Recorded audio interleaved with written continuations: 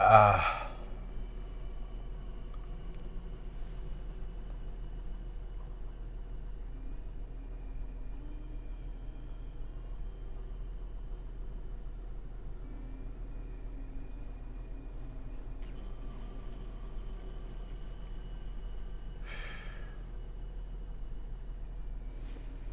It'd be funny to come on here one day and just start recording and not say shit. People watching be like,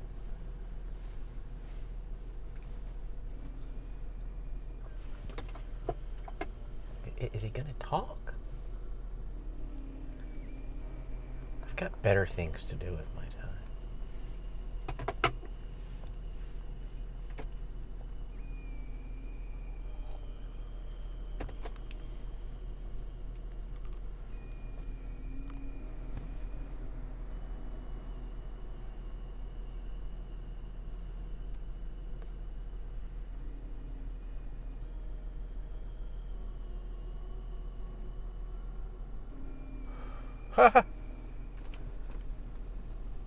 Telling you, man, this Mac Baron HH Burley Flake is the bee's knees.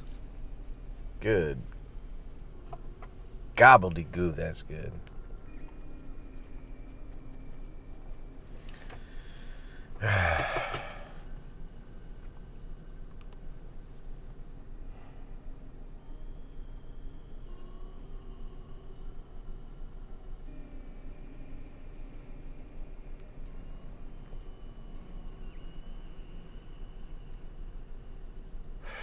Jeez. Stovepipe was just smoking a bowl of this out of his new Scudo pipe, whatever, I can't remember.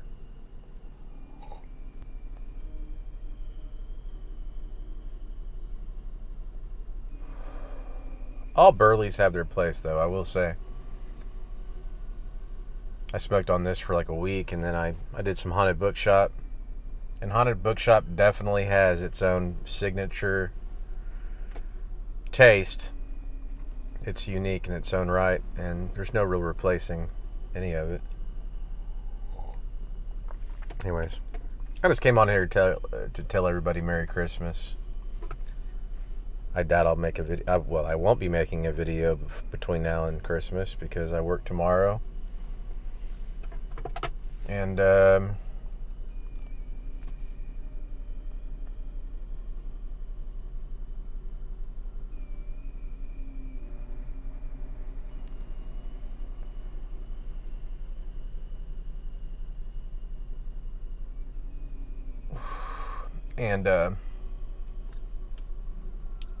God, that's good. I'm telling you.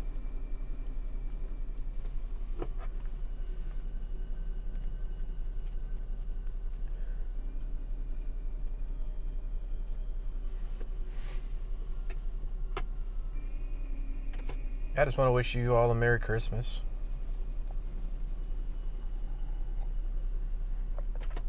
That's pretty much it. I wanted to smoke a pipe. Figured it'd be easy to hit record. I got all the carbon cake cleaned out of all of my pipes with the clean ream. It works so easy, so well. I feel so much better having done it. Yeah, man, I cleaned all the carbon cake out. I seldom pull my stems and clean all up in there. I imagine I might want to do that at some point, otherwise my stems will end up being difficult to remove. They'll become difficult to remove, and then I will kind of wish that I had done that. I don't know, maybe every 4 months, 3 months, 6 months. I used to clean after every single smoke and tear down my pipes completely. Ain't no way in hell I'm doing that now. I smoke every day. You're out of your damn mind. I ain't doing that. I just run a pipe cleaner all the way down. And now I clean out my bowl with, I take those paper towels, the ones that you can split in half. Takes 2 of them to make a whole paper towel square. And I cut those in half. And I make a ghost and I run it down in there, I don't know, 5 to 10 times. I'll just do a bunch of them. I just picked up a bottle of dry gin, 93, 94 proof. Got that at Specs Friday. So I'm fully equipped with pipe cleaner, solvent. Now I got my clean ream, senior ream, carbon cake cleaner. I feel pretty put together now. It cleaned it out so easy and so beautifully, and it was easy to clean off the clean ream with hot water. It didn't require much. Really cool.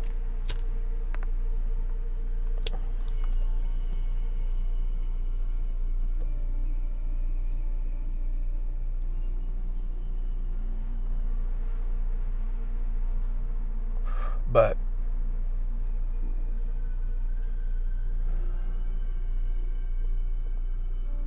I cooked a big batch of chili. I just have to go grocery shopping for lunch stuff, but I've got dinner all week. Chili. I'm easy. I cook a big ass batch of chili. I eat it every day after work. Depending on how much I cook, anywhere between 5 to 8 days in a row. I don't freeze it. I don't do none of that nonsense. It stays in the fridge really well. Tastes better the next day. And for lunch, I just eat 3 hard-boiled eggs and some blueberries and some cheese slices. If I'm not that hungry, I'll eat 2 hard-boiled eggs.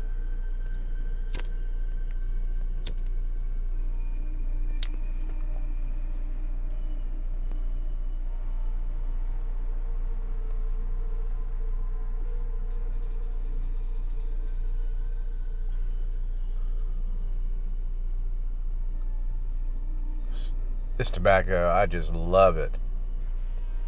Good God, it's good.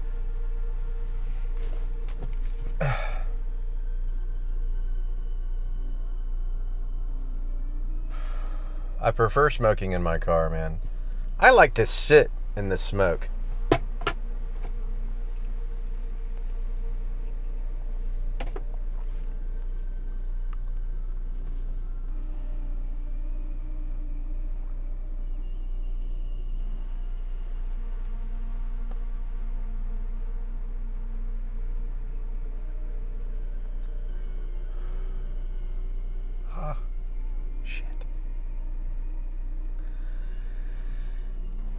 I don't know, when I get back at my own place, I know I'll get back into cigars, but I don't think I'm ever going to like cigars as much as I like pipe tobacco. Now, compared to you all out there, I've had very little pipe tobacco. And compared to cigar smokers, I've had even less variety of cigars. So, that could change, but as far as I remember, it's really just the wrapper that gives you most of the flavor. I mean, I guess the filler in a cigar gives you flavor, but I mean, it's a combination of both. I'm trying to remember what I learned. But maybe it was just because I didn't smoke many. I mean, honestly, I had a handful of Monte Cristos. I had a handful of the Olivas, and then a handful of kind of just mid-tier, low-tier. Well, I can't say mid-tier in reference to high-tier. I've never had a $300 cigar, okay? I think I am over here, Piper Dave. It's probably tacky for me to say. But it's meant to be a joke. I'm just not very funny. But it all seemed, the cigars, because of my limited experience with them, they all seemed so alike. Like, I understand that there's going to be differences. There's going to be full-bodied, real dark, and then lighter. But, I mean, I didn't get quite the spectrum. With the limited amount of cigars I smoked, I didn't get that full spectrum like I get. I mean, it's wildly different when you go from Oriental to Virginia. You know how wildly different that is? I mean, I guess it's that way with cigars. I don't know. I haven't smoked enough. I'm sure it is. I'm sure that a bunch of you are yelling at your are yelling right now. Like, you're such an idiot, Rinky Dink. If you haven't smoked a lot, how about you shut your stupid pile? Okay? They're just as diverse as your pipe tobacco, I suppose.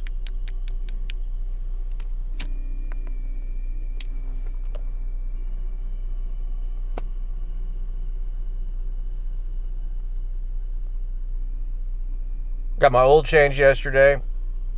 Ugh, this video is stupid. I'm just filling you in on what I'm doing. This has got to be the stupidest video I've ever made. Got my oil change yesterday. It's funny, this lady pulled in with her son driving a Honda after me. And the Jiffy Lube guy came in and was like, all right, ma'am, your car takes 2 types of oils, full synthetic or blend. Which one would you like? And she's like, I have to call my husband. And I sat there and she called her husband and he didn't answer. And she was like, Jesus. I'm like, ma'am, it's just my recommendation, but I'd go full synthetic. She's like, yeah, but isn't that more expensive? I'm like, yes, but it's going to extend the life of your engine. And if you put the hybrid in, you're just going to have to get your oil changed in half the time, and you're going to spend twice the amount of that initial cost. And she just looked at me like I was an idiot, and then she called her husband again, and he told her the same thing. Honey? He was just like, it was a very quick conversation. She was like, the mechanic said I have 2 options of full synthetic and, oh, okay. And she looked at me and she was like, okay, well, I guess it's full synthetic. It was funny. I tell those guys when I pull up, I'm like, I just want my oil filter replaced. Please don't touch the air cabin filter. Please don't touch the engine filter, air filter. Okay. They break all that crap. They don't give a shit. I used to have a little latch in my glove box where it drops down and there's a little latch. You move it and you rotate it up and then that drops down all the way. And then you have your little cute little clip and your air cabin filter comes out. Yeah, that's all broke to shit. You know why? Because these damn near preteen, pimple-faced little shits get in your car and they rip the shit out to change your crap. I can't stand when they walk up to you with your engine air filter. And you know how leaves get in there? It doesn't mean shit, by the way. A leaf will get in there. And instead of blowing the leaf off, they'll keep the leaves and the little foliage of crap that got in there, and they walk up to you and they show it to you. I had one of them walk up to me with that. This is about the last. I told him after that. Every time I pull up to get an oil change, I'm like, don't touch under my hood. Don't touch any of that. Just change the oil, remove the drain plug, don't strip it out when you reinstall it, and put in the filter. And I'm not a dick like that, but I can be. Very much so. Because they annoy the shit out of me with their little trying to scare me because there's a leaf on my... It's like, dude, what do you think I am? A 16-year-old girl? Put the fucking thing back in. He walked up to me with shit on my filter, and I took it out of his hand, and I shook it, and I gave it to him. He was like, oh, sir, you shook that all over my floor. I was like, so? Bring me a fucking filter with a leaf on it. Like, oh, I might need to replace that, because if you're going to put that in with the leaf on it, how did I even manage to drive here? Oh my God. Is that going to get inside my engine and break my engine? It's possible, sir. It's possible. It's not even fucking connected. Put this shit back in my car and get out of my face. That's why God made me a midget. I'd slap a dude. Get the fuck out of here with your bullshit. I had a guy break something under my hood. He literally brought me over. So, I'm not a mechanic. Coming out of the air filtration housing thing, there's a little tiny nipple, plastic nipple that sticks out. And there was a tube, a little hose that connected to it, and it went around somewhere to something. Like reads pressure or some bullshit. I don't know what it does. But I pull my car up, he pops my hood, I walk into the waiting area. He goes, sir, I got something I need to show you. He walks me over under my hood and shows me where he leaned on it, because he had just been in there and he broke the little plastic nipple. And he goes, I noticed this here. I was like, dude, are you seriously are you seriously trying to convince me you didn't just break that? And he turned around and walked off. Then the manager came in and was like, listen, my employee broke your car. We're going to compensate you for it, okay? That thing was like a $700 fix. You had to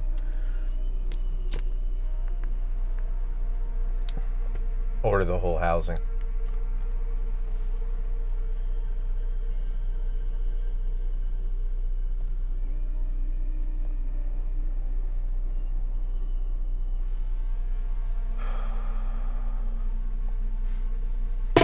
I hate the marketplace. But I mainly hate people.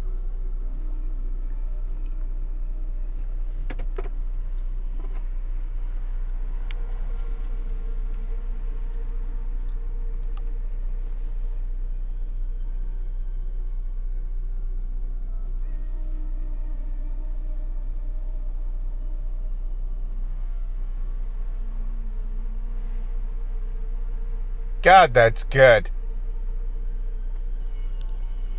I know I'm an asshat.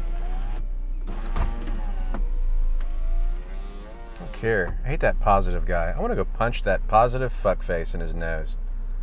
You having a good day, sir? I am. You know, the glass is half... Ah! How's your day going now, buddy? Is it better? Shut up. You're optimistic bullshit. You're the most annoying asshat I've ever met in my life. Shut up. If you're happy, keep it to yourself. Idiot. I hate those guys. I'm happy and I can show you how to be happy. Yeah, you can make me happy by shutting the hell up. Ever occur to you I like to run on rage and anger and bitterness because it fuels me? That's the kind of shit that musters me out of bed in the morning to do bullshit every day of my life. I don't want your bullshit happiness. You annoy me.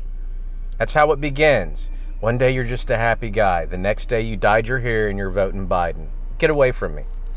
You happy, go lucky doofus. I'll take the bitter guy, the cynical guy, every day out of the week. You know why? Because he's realistic. Okay?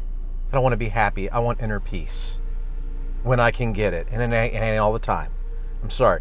If you're always happy and you always have inner peace, you're a delusional bastard. I don't want you in my life. You're toxic. You're unrealistic. You're going to lead me astray. Get away from me. Okay? Life is hard. Welcome.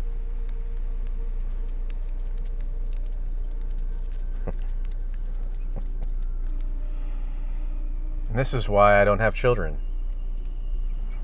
Mommy, Daddy, call me. That's why I don't have children.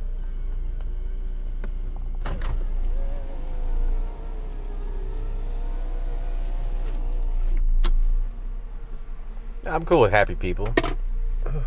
In small sips. Occasionally. It's a great thing about being in a public place. Like when I like to walk a lot. If I bump into somebody that annoys me and he wants to talk, I'm just like, cool. And I just keep walking. See ya. It's been real. It's been nice. Jeez.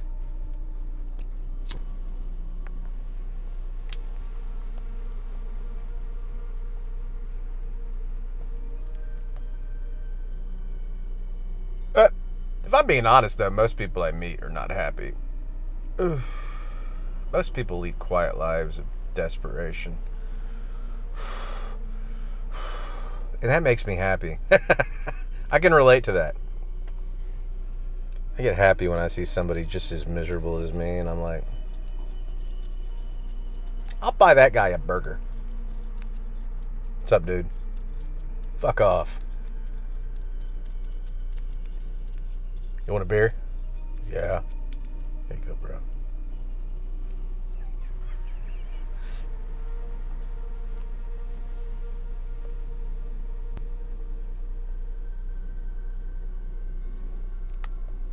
The bigger thing, on a serious note, the problem I have with overly happy people is I tend to not trust them.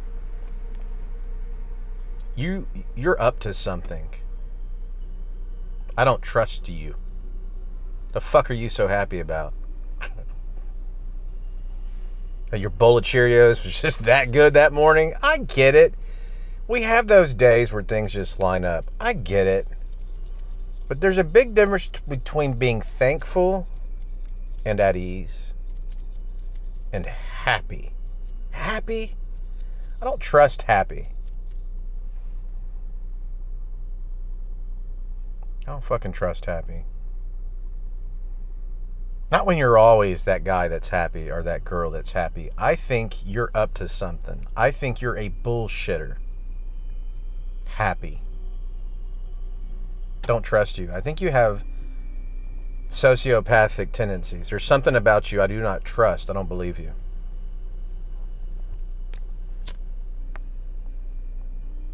Never met a super intelligent person that was always happy.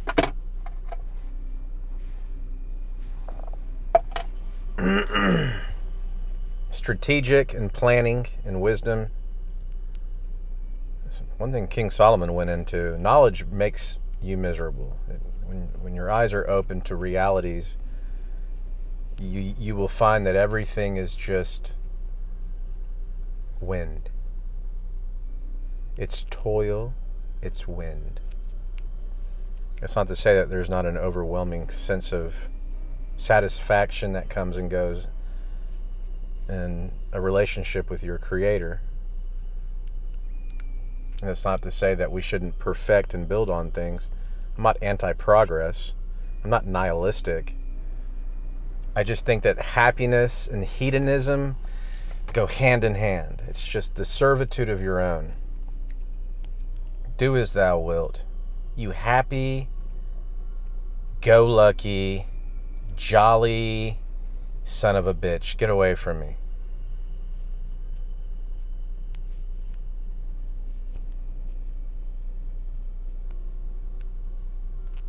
You have psychological issues. Okay.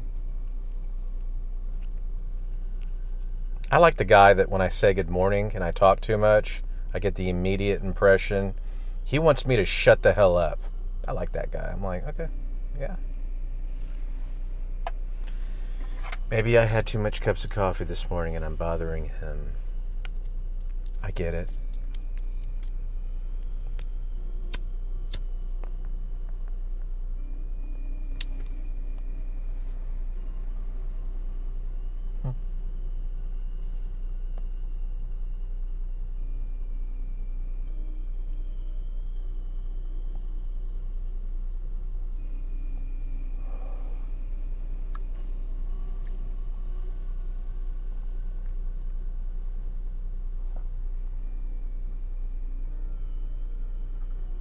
Another thing I notice about happy people, they can't laugh at themselves. I can be a bitter bastard, but I can always laugh at myself. The last person I want to take too serious is this guy. Happy people, it's like they go through these mental acrobatic acts of, I don't know, this delusional practice of convincing themselves of something, and then they're super sensitive when you tell them they're stupid. By the way, I know you're happy today. I just want you to know that's because you're stupid. And they get all sensitive about it, and it's like, so you're not really happy, are you? This is part of your mantra. This is part of the thing you do. You look in the mirror. I'm a good person. I'm happy. People like me. And by God, I'm worth it. Shut the hell up. I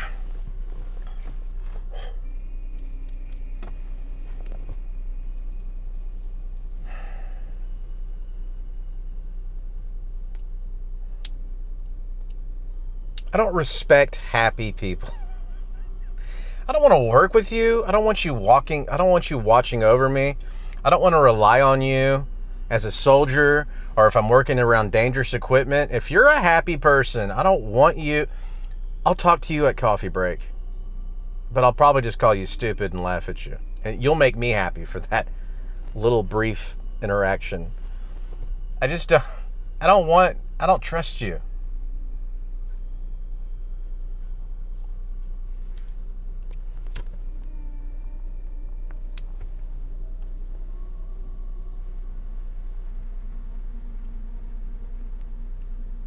Depends on the personality. I've met people who are positive. I'm very much weaving together a little bit of truth with a bunch of bullshit, by the way. I don't really mean any of this. I kind of do, but I really don't. I'm not trying to be super wise. I've met people who truly have who have a very happy presence to them, and they're not overly obnoxious, happy people. I think Brody Joe is like that. I think Brody Joe has a positivity, an aura around him, but it comes from a place of goodness. It's not an obnoxious, I'm a happy-go-lucky guy kind of thing.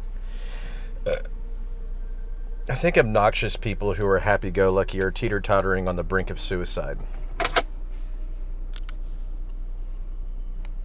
And they're much better off being rebuked and having one of their friends just slap them in the face and shake them. Snap out of it! You're dying on the inside and you're faking it. You're compensating with your bullshit. I know. See? It's okay. Have a drink. Now, will you please shut the hell up? Welcome. That's why I don't tell you. That's why I don't smile at you the way you smile at me when I see you, Joey. You've got issues.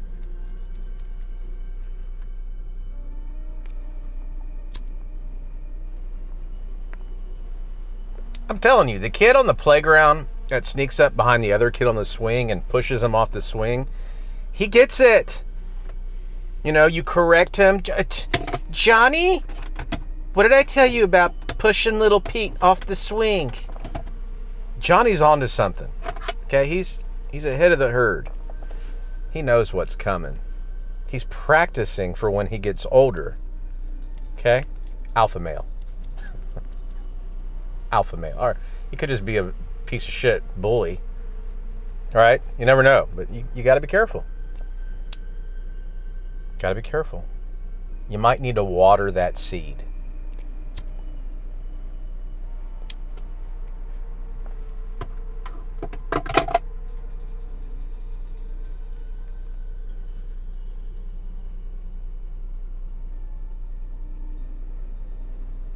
I think the best thing that could have been done for me when I was younger,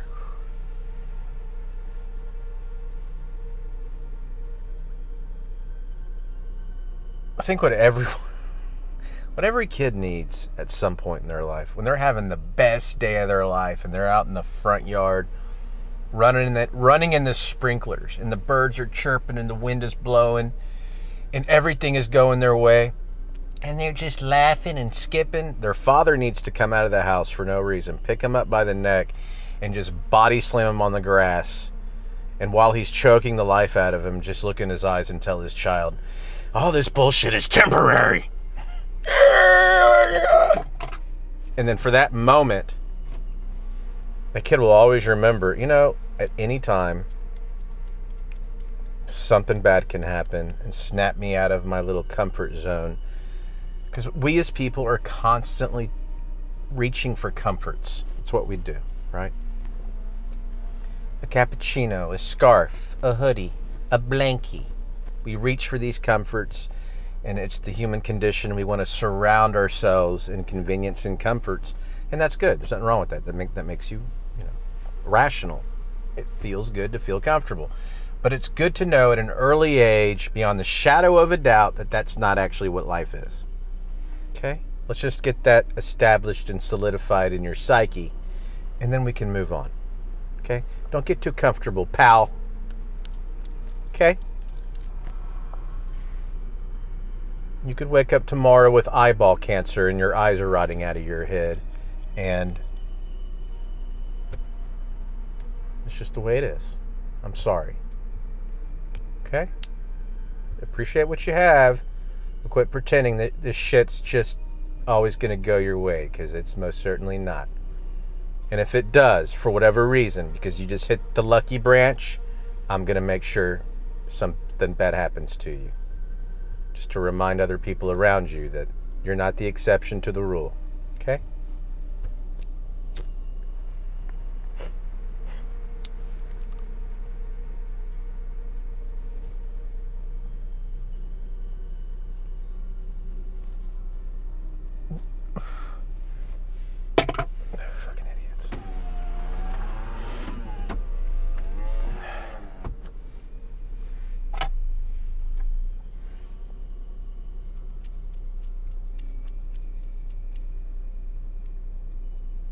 But I'm all for happy days, don't get me wrong. Enjoy those while they come. It's different for me, though. You know, I can be a cynical, bitter person. When I have a day and things are lining up, I enjoy those days. I deserve to have that day, or moment, or hour, or afternoon, or evening, whatever it is, because I'm not like that most of the time. So I have real good balance in that regard.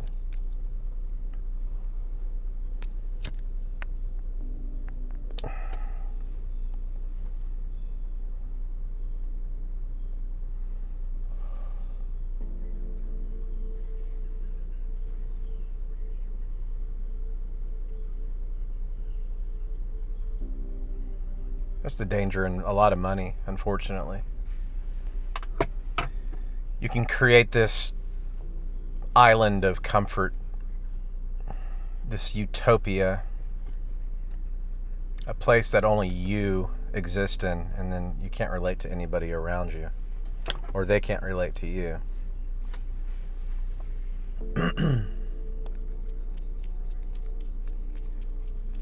So you have to make sure to not overconsume comforts.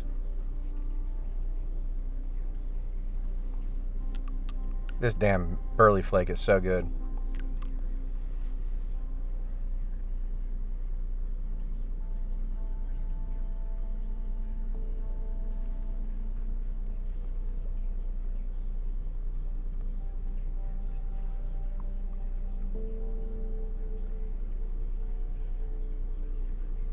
Jeez, this video is long. Alright, Merry Christmas, guys.